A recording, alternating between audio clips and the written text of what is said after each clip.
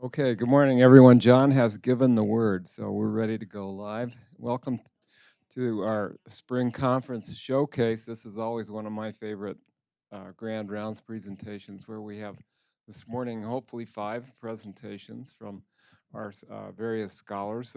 We have the ACC meeting, as you know, coming up this weekend. We have Heart Rhythm Society coming up in April. And we have some, one of the presentations is from TCT last fall. So I'd like to, before I start, I'd like to acknowledge the support we have this morning from the Conixa laboratory, which makes rilonacept for pericarditis, and from Johnson & Johnson and Abiomed subsidiary for their support of this conference. And so I'd like to start out by introducing Dr. Ali Bahbah. Ali has been with us for almost 2 years now.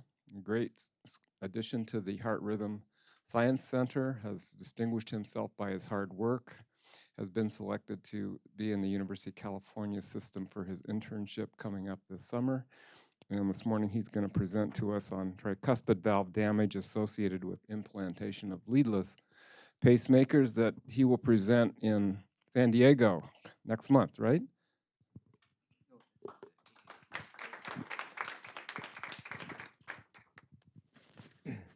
Thanks, Dr. Sharkey, for the introduction. Good morning, everyone. Is it working? Yes, it is. Okay.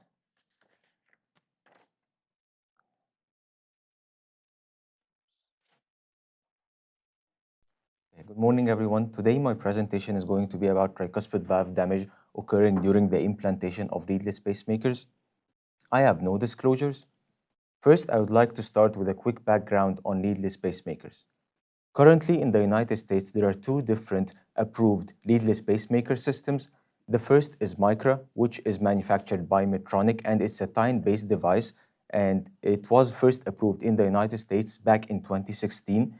The second is Aver, which is manufactured by Abbott, and it's a screw helix-based leadless pacemaker, which was first approved in the United States back in 2022. In the table, you can see different models for both Micra and Aver that can be implanted in the right ventricle. And also you can see the total number of implanted devices in the United States since approval of each model till 2024. And adding up these numbers, roughly the total is about 150,000 leadless pacemakers that have been implanted in the United States up until 2024.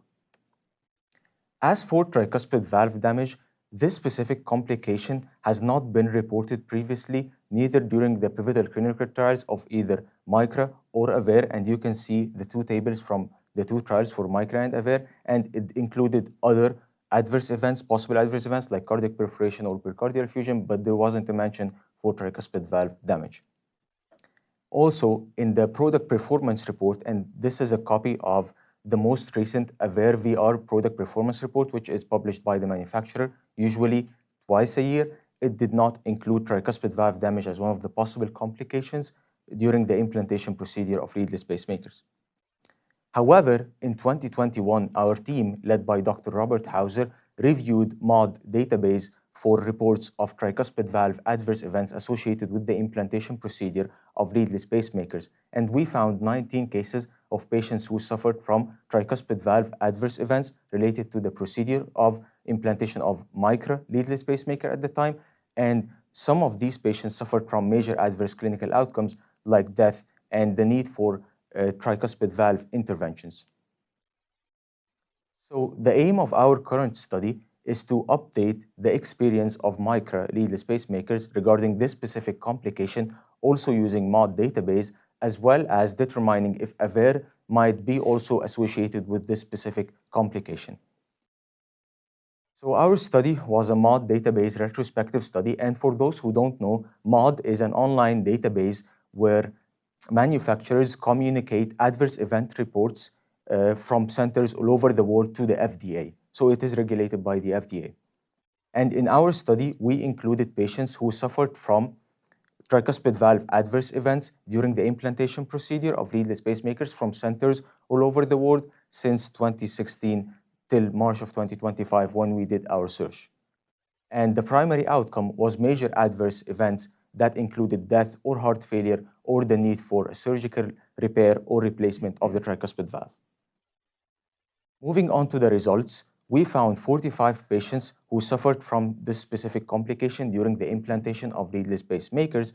The median patient age was 81 years, and half of the patients were females. About 90% of the events occurred with micro devices, while about 10% occurred with AVEIR devices, and most of the events, about 70%, were reported from centers outside of the United States.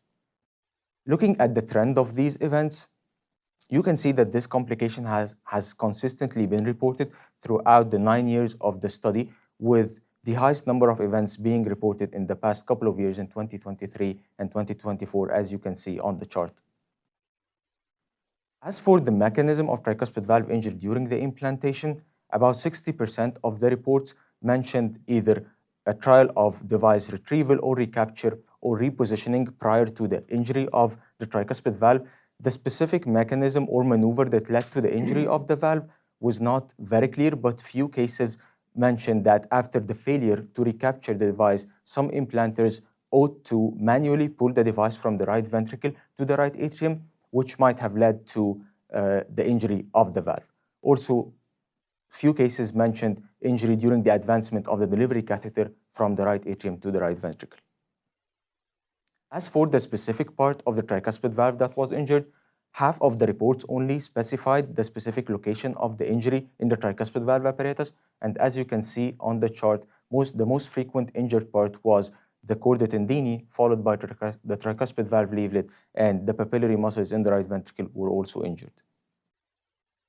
Looking at the major adverse clinical outcome, about 35% of the patients suffered from the outcome, with 5 patients dying, 5 patients suffering from congestive heart failure, and 10 patients requiring tricuspid valve intervention, whether that being tricuspid valve repair or tricuspid valve replacement. And about 70% of the patients suffered from either new onset or worsening of tricuspid valve regurgitation. As for the United States experience, as I mentioned, about 70% of the reports occurred outside the United States. Looking at the 14 events that were reported from United States centers, 12 happened with micro devices and 2 occurred with AVEIR devices.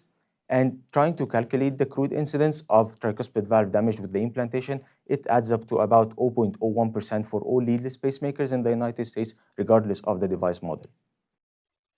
The limitations of our study is the retrospective design, as well as MODS limitations, including the possibility for underreporting, as well as the possibility of missing tricuspid valve damage during the implantation, because it's not always apparent on the radiograph or the fluoroscopy that's used to determine whether the tricuspid valve was damaged or not. In conclusion, tricuspid valve damage is a major possible complication for leadless pacemaker implantation. Although it is rare, it can be associated with poor clinical outcomes and need for surgical valvular interventions. Possible mechanism of injury included the damage during device recapture as well as retrieval. Manufacturers should consider reporting tricuspid valve complication in their product performance report to increase the awareness among implanters of this possible complication. And I will be presenting our poster at the upcoming ACC on Monday in Chicago. I would be happy if anyone stopped by.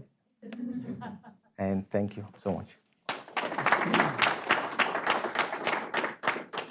Thank you, Ali. Thank you. I think in the interest of efficiency, we'll have the questions, we'll hold the questions until the very end, and perhaps people who with online questions can give them to John, and then we'll take everyone at the end. And so,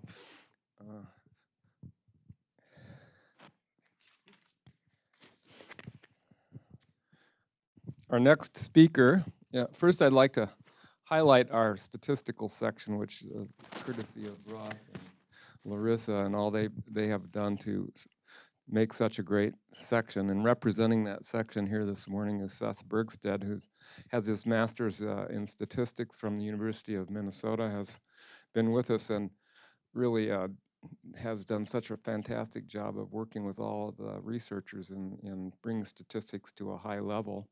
And it's great this year to see our statistics section participating in the conferences. So I asked Seth if he wouldn't come and speak to his project, which is a little bit above my pay level, but it's called Lack of Calibration Degrades the Performance of Clinical Prediction Models, a case of CTO, chronic total occlusion scores. Seth, please let us know what you have learned. Absolutely. All right. Yes. So my name is Seth Bergstedt. I'm representing kind of our broad stack core, like he said. I actually work here at the foundation, and I'll be presenting this work at ACC as well. So let me make sure that I've got this. So I don't have any disclosures. I'm too young for that. So kind of first to discuss this, I think it's good to talk about the motivation, where this project came from, because usually the stat team isn't the ones that bring forward all of our ideas. So we had a little sub-project we work on where we reviewed, we queried all heart failure prediction papers that were in all of PubMed, and that ended up being about 6,429. And we didn't obviously read all of those, but we ended up filtering down to what we saw as novel prediction models in humans, which actually only went down to about 212, but it's actually a very lively prediction model subliterature. And only about 83 of these papers demonstrated what we agreed to be acceptable statistical standards, which was somewhat concerning. Like 83 out of 212 was, I think, less than we had expected. And this is only what I think we'd say are basic standards. Like these are the standards where even though I might have disagreements with it, I can still make an argument based on this. It's not that, oh, hey, they're missing very crucial values. This obviously made us consider, okay, we've built a lot of prediction scores here. Currently, I had actually been working with the CCAD team looking at building a prediction score for CTO PCI procedures off of the PROGRESS-CTO database. And I thought, while I was doing this, I ended up looking at some of the 4 classic risk scores that kind of had been used in literature and were basically the quintessential use cases for this CTO PCI risk prediction. And so then when I was actually looking and comparing these, it revealed something that I see as a concerning inconsistency in these risk classifications. So first, I think as a statistician to a doctor, I think it's fair to ask, what is a risk score? And a risk score simply is just an equation or algorithm that transforms patient information into probability of experiencing some event of interest. In the case of this sub-study, the event of interest is technical failure of the CTO PCI, which just means that the procedure fails. If for some reason we're unable to actually revascularize the CTO. How are risk scores helpful? They help physicians make decisions, asking questions like, should the patient stay in the hospital? Or are they at risk of having a consequent event in the next 2 weeks? And it'd be nice to have a probability that says, oh, they have a 0.001% chance. Oh, great, they're fine. Or they have a 50% chance, so we should probably keep looking at them. Or in this case, which procedure should be used for a given patient? Do we want a more invasive that's more likely to be successful? Or are we okay with doing a less invasive procedure that might be less successful? What makes a risk score better or worse? And how does one develop a better risk score? So we followed the guidelines of the tripod statement, which I will follow here. So tripod recommendations. So tripod is the transparent reporting of multivariable prediction model for individual prognosis or diagnosis.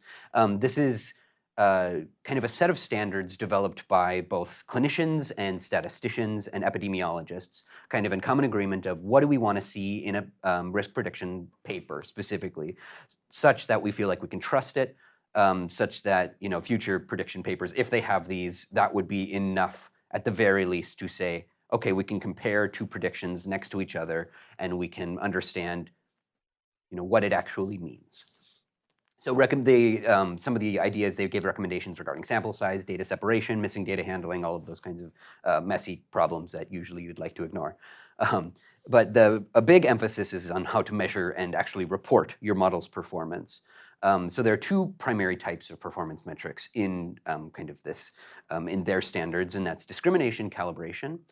Discrimination is really well reported. If you've ever looked at an ROC curve or seen the AUC or ROC AUC, then you'll see this in the corner. This is an example of an ROC curve.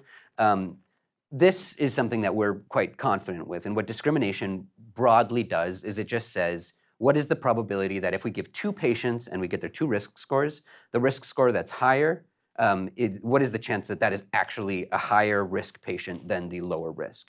So it doesn't tell you necessarily that the probability itself means, okay, we have a 40% probability this person has technical failure. Does that mean they actually have a 40% chance of technical failure? If something is high discrimination, that means that somebody that gets a 40% score has a higher risk than somebody who gets a 30% score, but it might be the case that the person with 40% score actually has a 3% chance of the event, where the 20% score has a 0.1% chance of the event. So actually, the work that I had done, so I took from the PROGRESS-CTO registry, 7,872 CTO PCIs, global registry, and we restricted to sites with 40 plus CTO PCIs. And overall, there was a 13.6% technical failure rate. I summarized calibration using these kind of two standard statistics recommended by the tripod statement. Calibration curves were estimated using penalized regression splines, not too important. Mean calibration slopes were estimated. It's a logistic regression model of the predicted probabilities and the true outcomes, and then score disagreement, yada, yada, yada, statistics. So here's the most important stuff. Here's the important elements. So calibration curves, what's ideal here is that these curves would follow exactly that black 45-degree line there. And these are concerning deviations from that. These indicate that, and I'll help you understand this. So this here on the x-axis is predicted probabilities, and this is what we call a true probability. So here we can see among the patients we predicted, so this is, let's look at the PROGRESS-CTO here. Among patients we predicted at about 45%, we actually saw an event rate just above 25%, which that's quite off. And then obviously then when we look at the JCTO score, if we look at people at 50%, they're actually down to, what, 10%, 15% there. So the scores, the probabilities that we're actually reporting don't mean what we think they do. And here are the actual statistics themselves. I didn't include p-values, but if you want them, you can get an equivalence here. So here's the discrimination, the very well-reported statistics here. And we can see that the ideal is 1, and all of these have relatively similar levels of performance. There's some significant differences between in performance, but overall they're all within kind of the same bucket of very moderate performance. Ideally, you'd like to have that to be 1. Mean calibration, which just says, okay, what do we expect the overall event rate to be? It should be 0, this is the difference between our expected event rate and what we actually see. And we see that all of these deviate from the ideal of 0. Some of them are closer, like the PROGRESS-CTO registry and the Castle registry, but they're all significantly different from 1. All of these would be p-value less than 0.05. And then for the calibration slope itself, which if we look here, those are kind of the aggregate slope of these curves here. Ideally, it should be 1. And we see that all of these deviate from 1, although once again, Castle seems to have the closest score. But if we look at a little closer, that's because of the performance in the low probability range, which isn't necessarily the group we're interested in. As we get into higher probability of technical failure, we see that it actually deviates and that our predictions are less comprehensible, less understandable. So here's, I think, the most important element here, and this is kind of a difficult thing to understand, so let me explain the diagram a little bit. So each column represents an individual score, so these are all PCTO scores, JCTO scores, Castle, CL, and then each of these is then a score that's actually assigned to a given patient. So we can see that most of the people got PCTO scores on the lower end here, so 1 is the largest. So each of these, this is let's say about 20% of the people, or maybe 25% of the people got a PCTO score of 1, and very few got a PCTO score of 4. And now each of these lines is the proportion of people that got a PCTO score of 1 and then a JCTO score of 2. So we're looking at the agreement between different scores here. And what we'd ideally like to see is we'd like to see a lot of horizontal lines. We'd like people that are deemed as high risk in the PCTO scoring to be high risk in every other one.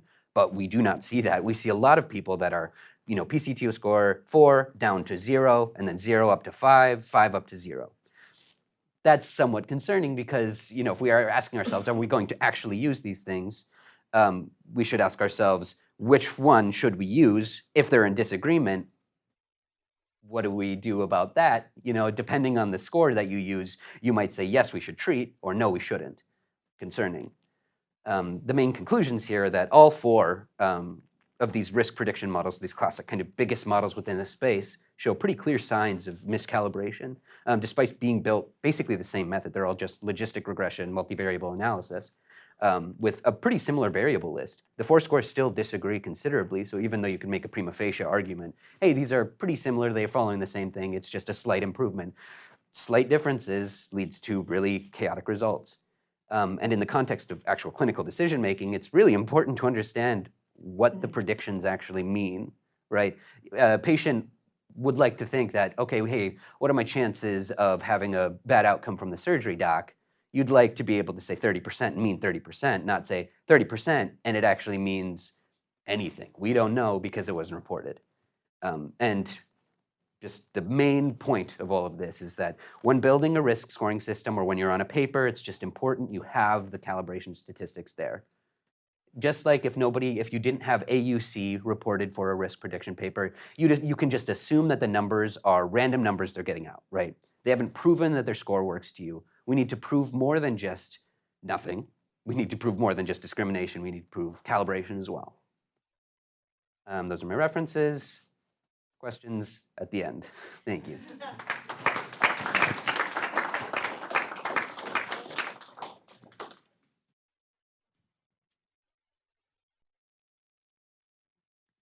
Paige, are you? Oh, here you are. Thank you. I think everyone knows Paige is one of our former summer interns and has now joined us in working in the foundation for some time now and has been a great representative of us. Paige is going to be going to medical school starting this fall.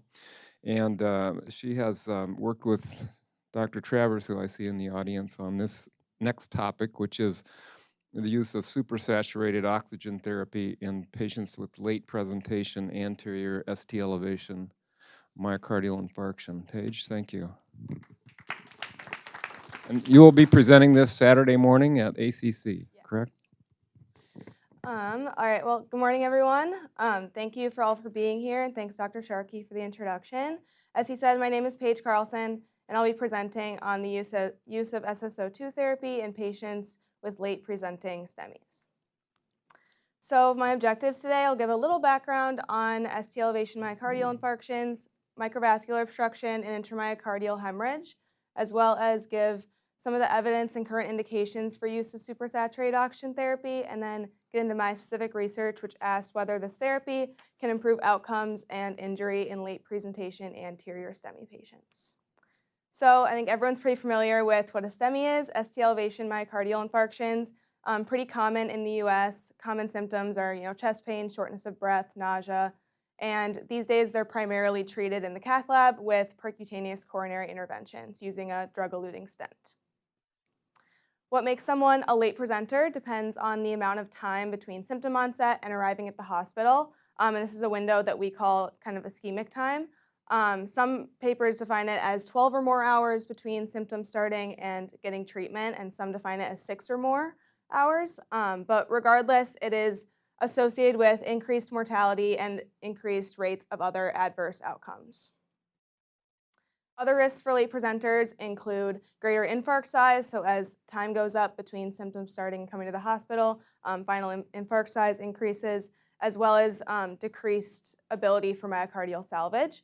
These patients are also at risk for something called microvascular obstruction or intramyocardial hemorrhage. So microvascular obstruction, or MVO, is defined as damage to the microvasculature with no reflow in an area of the infarct, despite having an open or patent coronary artery. So even after the stent is placed, there's still no reperfusion or reflow into these microvessels. There's many mechanisms through which MVO can take place, but one that we think is important is extravascular compression from myocardial edema. So fluid kind of flows into the interstitium and compresses these vessels, preventing reperfusion. MVO has been associated with higher risks of adverse events, including mortality and heart failure hospitalizations. So this is definitely something that's important to look at.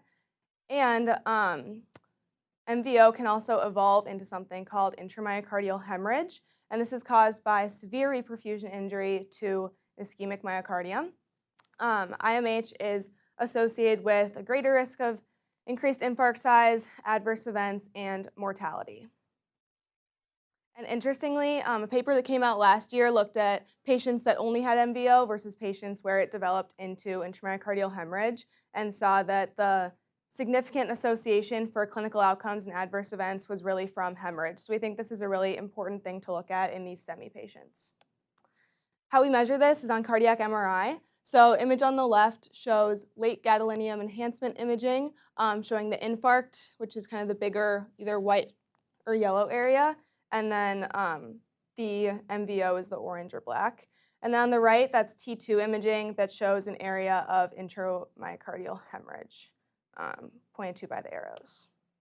So that brings me to a potential therapy for all this, which is supersaturated oxygen therapy.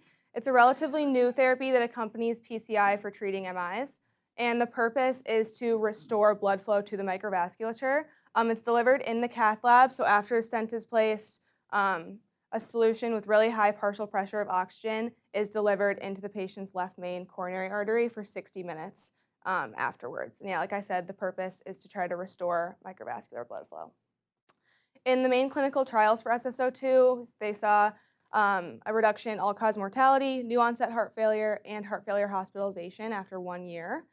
And there's also been shown reduced infarct size and LV volumes for these STEMI patients. A recent study looked at SSO2 and MVO and saw that SSO2 was a predictor of a lesser extent of MVO and reduced infarct size. The current indication, SSO2 is only FDA approved for patients who come to the hospital within 6 hours. That's kind of the early presenters, but there is preclinical data suggesting it can be effective up to 24 hours from symptom onset. So that's what we wanted to look at, was whether this therapy after PCI can improve outcomes in microvascular injury for these late presenting anterior STEMI patients compared to routine primary PCI, which is really their only treatment option at this point. So we used our level 1 STEMI database that we have here and excluded patients mainly that didn't have a cardiac MRI or had an ischemic time under 12 hours or intermittent symptoms. And that left us with 50 patients, 19 of which got SSO2 and 31 acted as the controls. Results looking at demographics, they were pretty similar between the two groups, except the SSO2 group had significantly greater BMI and incidence of dyslipidemia. Looking at hospital admission, ischemic time was really a pretty wide range between 12 and 24 hours, but they were not significantly different between the two groups. And there were also a couple patients in each group that presented in cardiogenic shock. Looking at procedure, pretty similar between the two groups. Obviously, procedure time was significantly greater for SSO2 group because of that 60 minutes of getting the therapy in the cath lab. And then interestingly, we looked at the first EKG available after procedure and saw that the SSO2 group had significantly less residual ST elevation on their EKGs than controls. Cardiac MRI was one of the main things we wanted to look at, and we saw that ejection fraction and LV volumes were not significantly different between the two groups. However, the SSO2 group had reduced presence of MVO compared to the control group. Only 75% of the SSO2 patients had evidence of MVO on their MRI compared to all of the controls.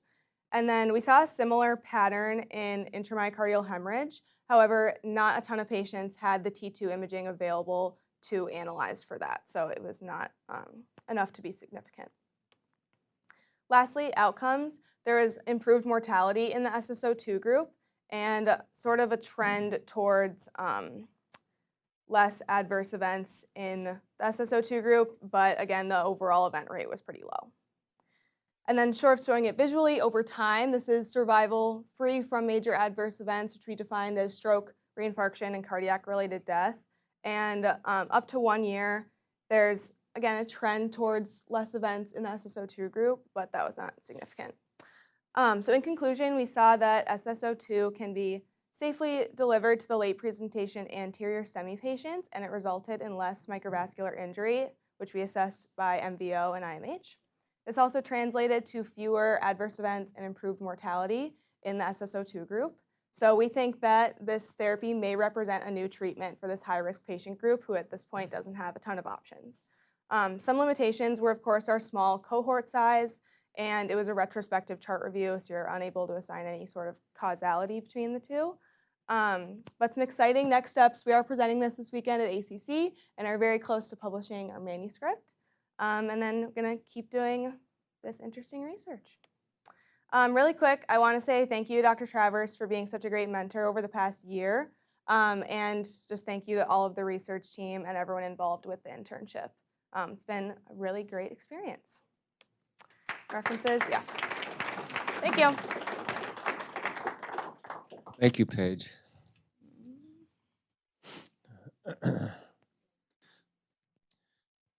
Next presenter, Dr. Deniz Mutlu hails from Istanbul, who is trained in interventional cardiology and has been a research scholar with us now for some time in the Complex Coronary Artery Disease Center, has distinguished himself by his work ethic and contributions to us. He's passionate about intracoronary imaging and revascularization of chronic total occlusions. And he will talk to us this morning about trends of drug-coated balloon use in chronic total occlusion percutaneous coronary intervention, insights from the PROGRESS-CTO registry. And I believe, did you present this at TCT? Okay, thank you.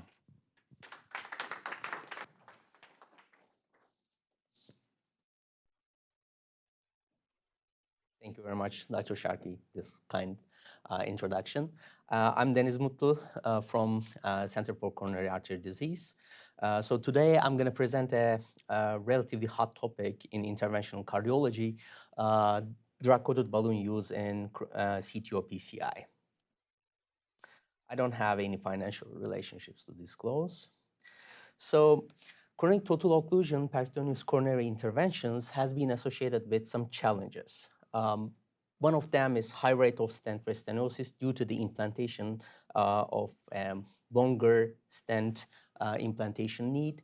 And instant CTOs can further increase the complexity of the lesions, and bifurcations involving CTOs has been associated with worse outcomes, and diffuse distal vessel stenosis is further increasing the target vessel failure rates. So drug-coated balloons can be used for overcoming this kind of challenges, but what exactly is a drug-coated balloon and how does it work? So drug-coated balloons can enable to a fast transfer of antiproliferative drug to the vessel wall, and which can decrease the need for implantation and permanent implants such as stents. So DCBs has been associated with lower rates of in-stent restenosis and the small vessel diseases, but there is no, and there is a further research need in CTO PCI. So current indications, among the current indications of the drug-coated balloons in CTO PCI, for instance, CTOs, the drug-coated balloons can reduce the need for additional stent layers to add in stents. For de novo CTOs, drug-coated balloons can reduce the need for implantation for multiple stent implantations. And it can be used for investment procedure, which is a special kind of procedure which is performed in CTO PCIs. After dissection and re-entry, you are given a certain amount of time to cover the vessel itself, and it can be used for side branch treatment and diffuse distal vessel diseases as well. So our aim to examine the frequency of DCB utilization in an international multi-center CTO PCI registry. PROGRESS-CTO is an observational prospective multi-center chronic total occlusion percutaneous coronary intervention registry, which currently includes more than 17,000 of cases at 80 participating centers around 10 countries worldwide. We use the standard statistical methods for the analysis. So we analyzed 8,238 CTO PCIs performed between 2018 and 2024 at 43 US and non-US centers, and the drug-coated balloon use was 3.2%. DCB use has been increased over time, and in 2014, it's reaching approximately 15% of the cases. Patients with DCBs had patient with DCB use were younger, and patients with DCBs had less comorbidities such as diabetes mellitus, hypertension, prior heart failure, prior CABG, cerebrovascular disease, and peripheral arterial diseases. Most common coronary arterial disease presentation was stable angina, and the baseline creatinine level was lower in DCB group, and the intravascular imaging was used more frequently in patients with DCB used. The most common CTO target vessel was right coronary artery, and the complex lesion characteristics were less common in DCB patients, such as smaller vessel diameters, less frequently have proximal cap ambiguity, blunt and nose stump, moderate to severe tortuosity, and the lower JCTO score. Most common first crossing strategy was antegrade wiring. However, retrograde strategy was used less frequently in DCB group, and the most successful strategy was antegrade wiring. Instant CTOs were more frequent in DCB patients, and the number of stent used was lower in DCB group. Procedural time was lower in DCB patients, but the fluoroscopy time similar. However, the contrast volume was higher in patients with DCB used. 92% of the patients had paclitaxel coated DCBs, and the on average number of DCBs used per procedure was 1.3, and the mean diameter of the DCBs used were 3.3, and the mean length was 33.5 millimeters. Most common DCB strategy was the only DCB strategy in 54% of the cases, and the hybrid strategy, which combining drug-coated balloons and the drug-eluting stents, was used in 46% of the cases. And the most common reason for DCB used for in-stent CTOs, followed by investment procedure, side branch treatment, diffuse distal vessel disease. And the 3% of the cases had required a bailout stenting. In terms of the clinical outcomes, technical success and the procedural success was higher with DCB patients, and in hospital ways was similar. Our study has limitations. First of all, this is an observational study with all inherent limitations, and then no quantitative coronary analysis was performed with the study's angiograms. And the PROGRESS-CTO registry consists with experienced operators in performing CTO PCI. This can potentially limit the generalizability of the study's results to the to the centers with a limited CTO PCI experience. So in conclusion, DCBs are increasingly being used in CTO PCI, and they are associated with high success and low complication rates. Thank you very much.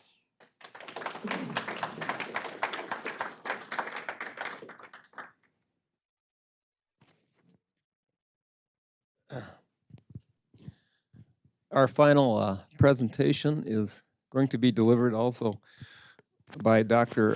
Özgür Ser, who hails also from Istanbul, is trained in interventional cardiology, has also been with us in the Complex Coronary Artery Disease Center. We're happy to have you this morning, Özgür, to talk to us about bifurcation percutaneous coronary intervention in octogenarians and nonagenarians, close to being to my heart, and insights from the PROGRESS bifurcation registry. And you will be presenting ACC Sunday morning, is it? Yeah. Thank you.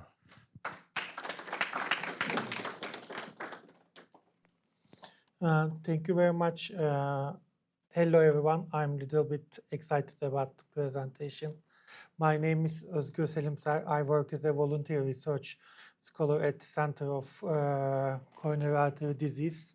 I'm grateful for opportunity to present on behalf of Progress Bifurcation Investigator. Our work on bifurcation lesions in octogenarians and nonagenarians. I don't have any financial relationship to disclose. Bifurcation lesions were defined as coronary artery stenosis that are adjacent to and or involve origin of side branch. Bifurcation lesions are involving approximately 20% of coronary artery disease. Medina classification are used to classify bifurcation lesion.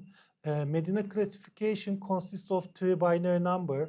First number indicate proximal vessel, second number indicate distal vessel, and third number indicate side branch. The life expectancy of individuals are increasing on global scale. As proportion of elderly individual rises, the incidence of coronary artery disease rises as well. Coronary artery disease is a significant cause of mortality and morbidity in elderly patients. However, elderly patients are generally being poorly represented in cardiovascular studies.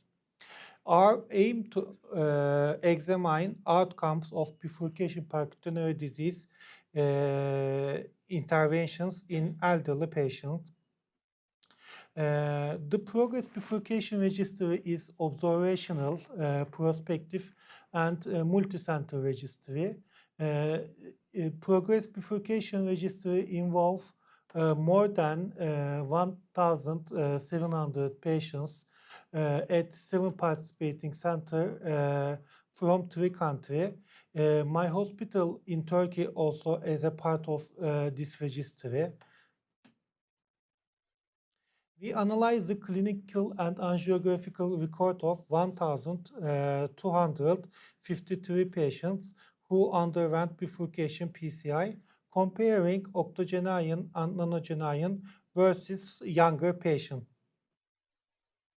We used standard statistical methods for the analysis. Of 1,253 patients undergoing bifurcation PCI, 15 were octogenaria and nonagenaria.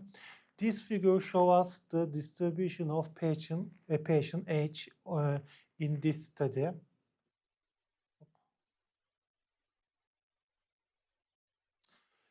This table shows us the clinical characteristic of study patient according to age.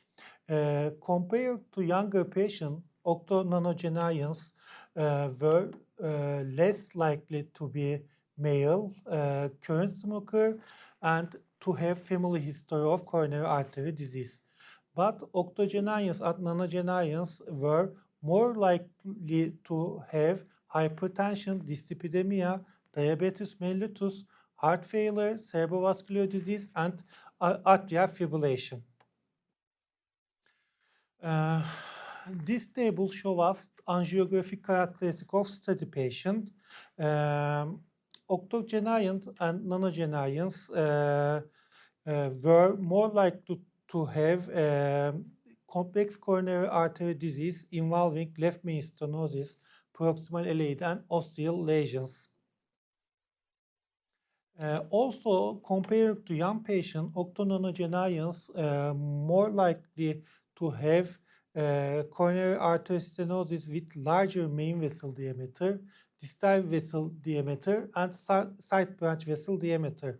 Also, intravascular imaging was used more frequently in patients with octononagenarians. Also, octononagenarians were more likely to have coronary artery lesion with severe calcification and severe tortuosity. Plaque modification techniques was used more frequently in patient octononogenarians. Octononogenarians also were more likely to have side branch percutaneous coronary angioplasty. Octononogenarians associated with similar technical success, but higher in hospital and follow-up MACE and date. Also, octononogenarians were more likely to have longer fluoroscopy time, radiation dose, and procedure time, but less likely to have contrast volume. In these figures, in this Kaplan-Meier analysis, octogenarians and non-genarians had higher follow-up MACE and follow-up date. In multivariant analysis, follow-up MACE was independently associated with age. Our study had some limitation. It was observational study, no core lab analysis. Fragility was not evaluated. The possible enhancement of quality of life following bifurcation PCI was not evaluated in our study. But in elderly patients, quality of life indicators such as relief of angina pectoris may hold greater significance than survival extension. Procedures were conducted high volume experienced PCI centers, potentially reducing generability of our finding. As a conclusion, bifurcation PCI in octo and nonogenarians is associated with similar technical success, but higher in hospital and follow-up MACE and mortality compared with younger patients, likely related to higher prevalence of baseline comorbidities and higher complexity of bifurcation lesion. We also published this article in American Journal of Cardiology in this year. Thank you very much to listen to me.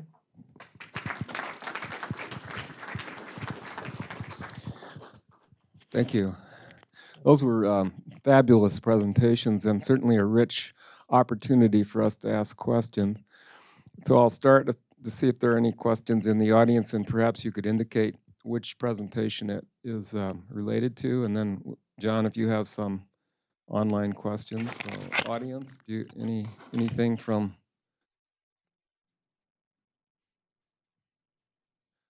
I'll ask a question of Paige. In terms of the pathophysiology of what you're studying, how would just 1 hour of supersaturated oxygen be of benefit to improving myocardial survival or salvage when you have this microvascular obstruction present? Is that a fair question? Yeah, I would say it's a fair question. Let me think about that. So, I mean, the goal of supersaturated oxygen therapy is to try to reduce microvascular obstruction developing. So the goal is to be able to reperfuse the blood immediately after stenting to try to reduce like reperfusion injury. And I think, yeah, the goal is to prevent microvascular obstruction from developing by like immediately kind of oversaturating and perfusing the blood with really high partial pressure of oxygen. And it seems like it could be working.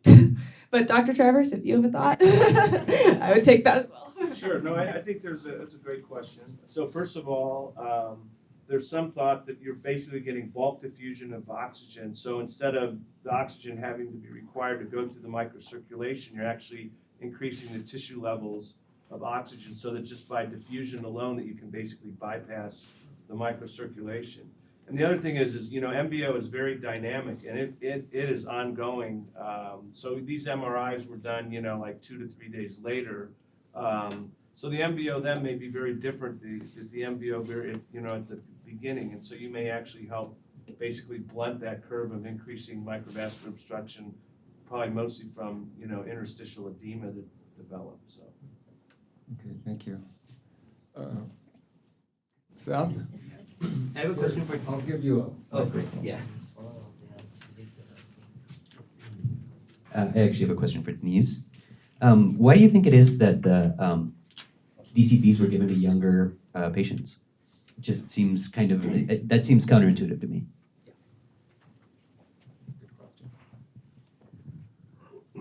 So right now it's a growing field. So right now we are still understand in which patients that we have to use for this type of device, because it's and it's a great question.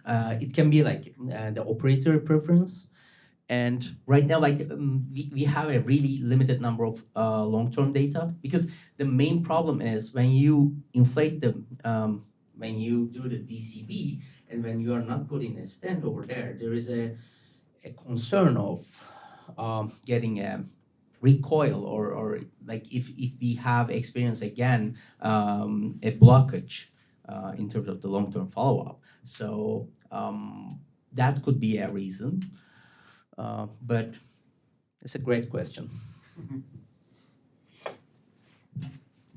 Other questions? John, do you have some online or? Sorry, question. I had one quick question. I was just going to ask on the first presentation about the tricuspid valve damage. Is there any opportunity for design improvement that led to the trauma to the valve? Delivery catheter? Yeah, the delivery catheter. No, thank you. That's a great question.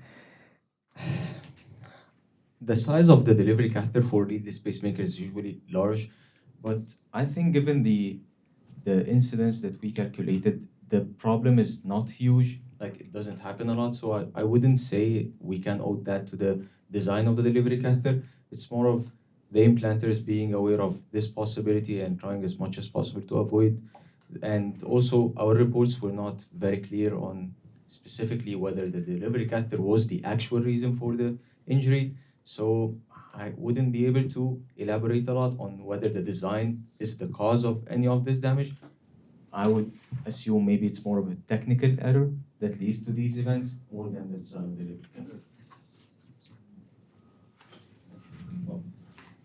Jason? Quick follow-up on that. Do you know, is that tracked?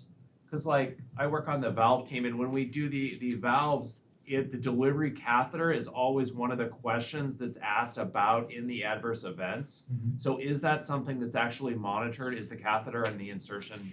Oh yeah. Okay. There are reports that are specific for the catheter and the insertion tools, and we looked at those as well. But the reports, like the report itself, how it's structured, it's usually a narrative description of what happened during the case, and okay. It's not always, as I said, it's not always clear whether the catheter itself was, but it is actually tracked as a device on its own. It is tracked by the FDA. Yes.